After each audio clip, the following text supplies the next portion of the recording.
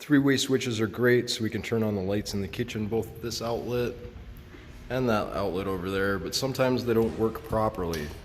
Over here, you can turn them on and off with the lights on. This switch now works on this side.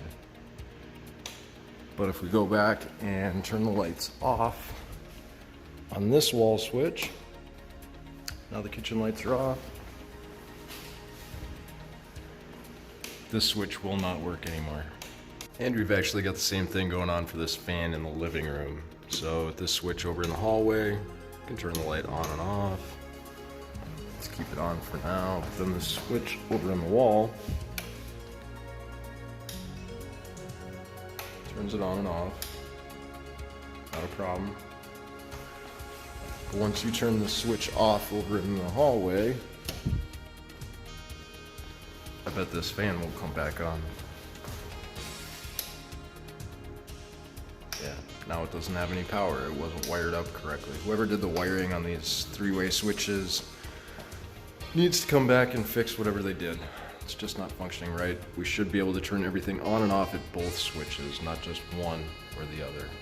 This is the way a typical half-hot outlet should work. So we can plug a lamp into that to get light in the bedroom.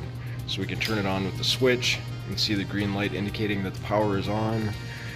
Now, if I put it down in the bottom, that's gonna have power too, but it's not gonna turn off with the switch. That's why this outlet is called a half-hot. They're gonna be upside down. You're gonna find them in many homes. Here's another half-hot outlet in the living room. So we turn this switch over here by the front door on and off. You're gonna get power. And that top receptacle should stay powered up, whether the switch is on or off. Here we have a half-hot that is not wired correctly. When I turn this on and off, we're not getting that green indicator over on the tester. But if we put it up in the top, we've got power. It's just not controlled by the switch. So it's got full power, it's just not switchable. Got some electrical issues here. Need an electrician. I'm a little bit concerned about the size of this globe. If I turn the wrong way, if I'm carrying something in from the garage and I'm not paying attention, I'm gonna smack my head on that, I'm gonna hit a broom on it, it's gonna break, it's gonna shatter. It's really not the best location for this lamp. You can see how far it sticks out. We should get something that's recessed against the wall, like a sconce, that directs the light upwards or downwards, preferably downwards, because this is where you're going to be walking in. You want to know what you're walking in on. This lamp looks really cool, but not the best spot for it. So I went to open up the vanity in this half bath. Things look pretty good underneath the sink. Did a good job, except they eliminated the entire backing of this vanity, which in turn diminishes its strength. That back actually holds everything together so it doesn't, you know, fall over sideways or lose its integrity and just warp and fall down. Anyway, I thought it was a little bit more interesting, this drawer. Really pretty drawer, but it's the trim over there. You can't even open it all the way. Should have did a little bit better measuring. Could have brought the vanity over about a ½ inch or figured something out with the drawer there. But half of this drawer is unusable because we can only open it halfway. So they made the one upstairs fit pretty well. See, this is what we should be looking at for a drawer downstairs. We're maybe getting half of that because it's coming out to about that far downstairs. Just needs to be bumped out, so we're clearing that trim panel there.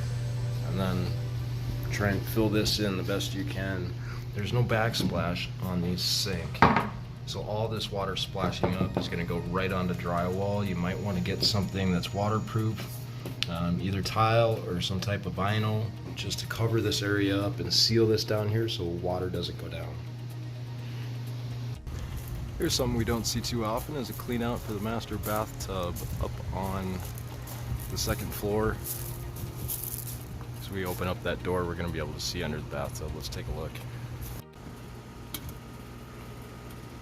A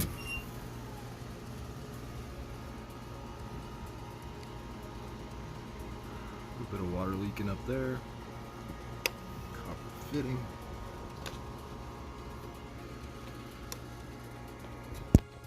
See around the bathtub. Usually put a little bit of insulation in there just to help keep the water in the tub warm. Looks like they have one screw going in all the way. The other screw is hardly in.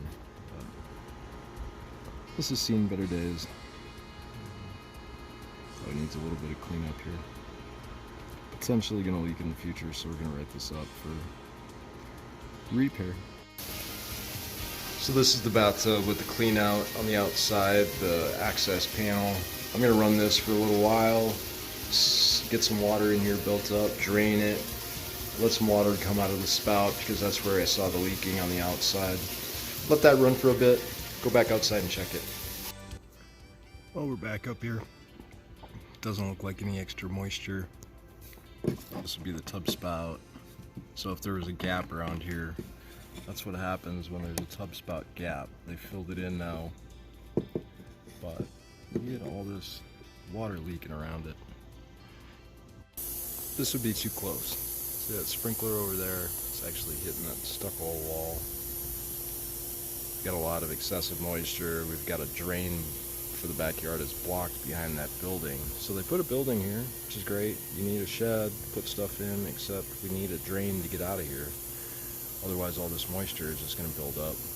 Got a lot of mold and mildew growing over that corner. We've got sprinkler damage on the walls. Just getting irrigated a little bit too much.